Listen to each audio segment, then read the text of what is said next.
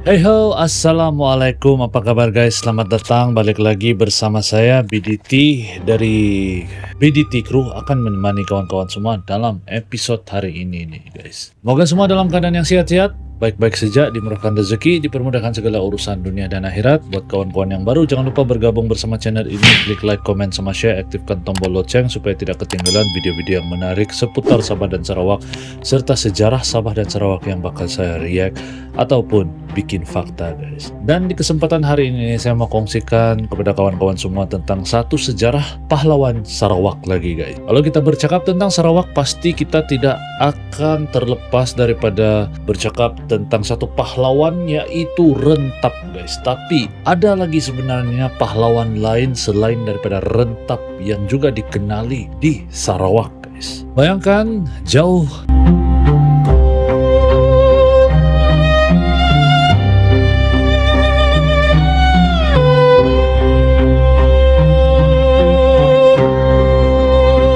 Bayangkan satu ketika dulu guys, jauh sebelum era modern, dimana sebelum jalan raya menghubungkan bandar-bandar yang ada di Sarawak.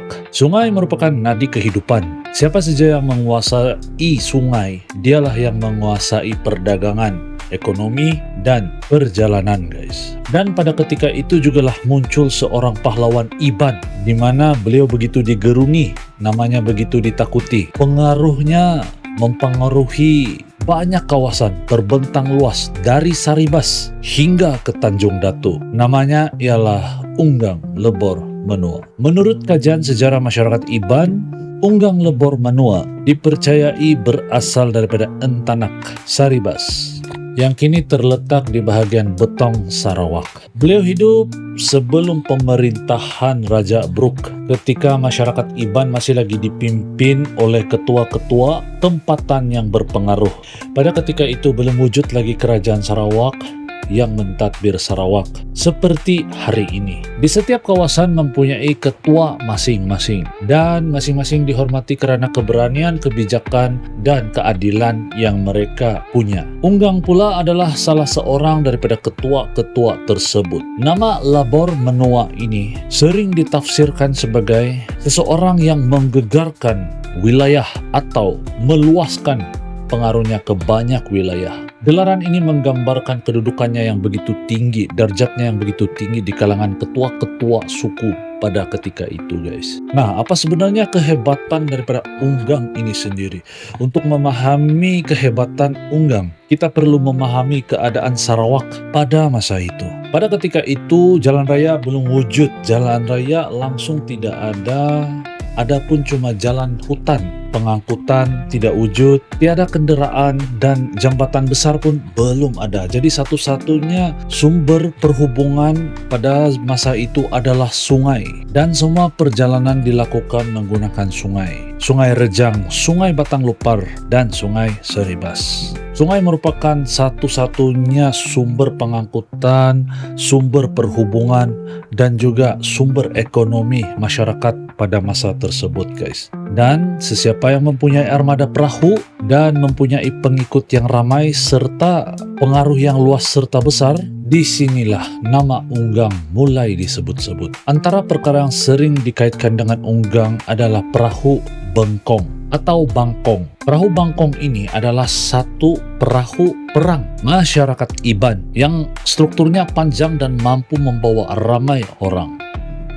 Menurut beberapa kajian budaya Iban, Unggang mempunyai sebuah bangkong yang terkenal karena saiznya yang begitu besar dan sering digunakan dalam ekspedisi ke pelbagai kawasan. Pada masa tersebut, memiliki sebuah bangkong bukan cuma satu kebanggaan, tapi juga sebagai satu simbol kekuatan dan juga simbol kemampuan. Selain daripada melambangkan kekayaan dan juga pengaruh dan kemampuan seorang ketua yang mampu menggerakkan ramai pengikutnya. Sebab itulah nama Unggang ini begitu dihormati dan begitu ditakuti. Jadi kalau kita dengar seperti ini, dia punya latar belakang sudah cukup untuk kita tahu bahwa beliau ini seorang yang berkarisma dan seorang yang begitu berwibawa lah sebab mempunyai ramai pengikut. Jadi kenapa beliau ditakuti? Kenapa Unggang ditakuti, digeruni? Menurut tradisi masyarakat Iban, tradisi lisan masyarakat Iban yang kemudiannya direkod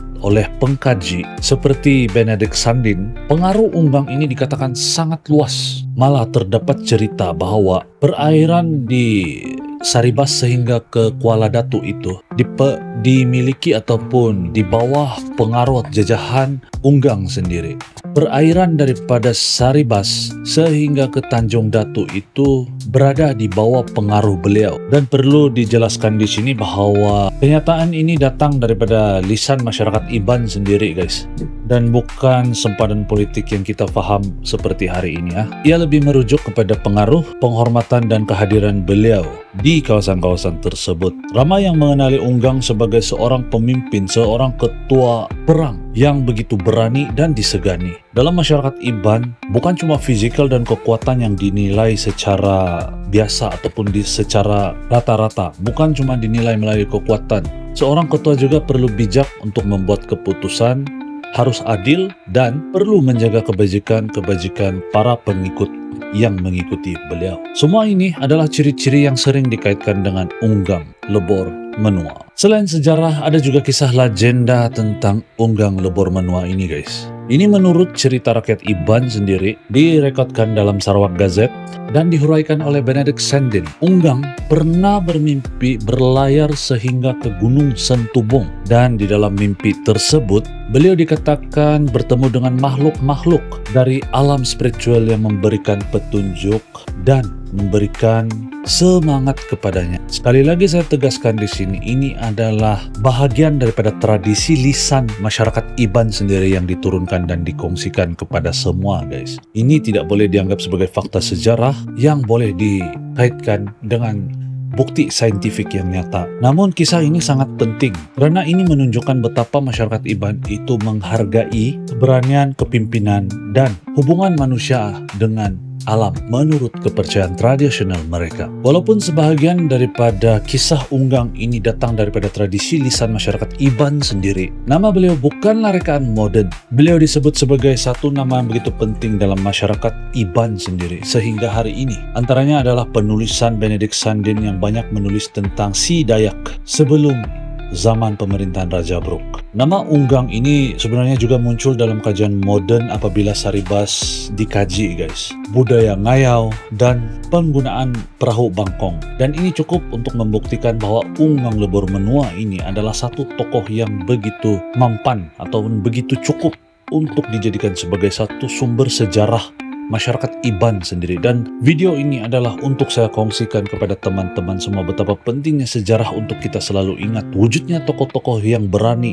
dan berwibawa seperti Unggang Lebor Menua. Setiap bangsa mempunyai tokoh-tokoh yang mereka hormati. Bagi masyarakat Iban pula, banyak tokoh-tokoh yang cukup dikenali sebagai seorang sosok tokoh pahlawan yang disegani seperti Rentap, Unggang Lebor Menua, dan ramai lagi. Beliau bukanlah sebagai seorang pahlawan saja, tapi seperti yang saya bilang, sebagai satu simbol kepimpinan, simbol keberanian, dan simbol kebebasan masyarakat Iban sendiri. Sama ada dari segi faktor perkongsian lisan masyarakat Iban yang diwariskan secara turun-temurun. Cerita ini bagi saya harus dikongsikan kepada semua agar lebih ramai yang tahu siapa sebenarnya Unggang Lebor Menua ini.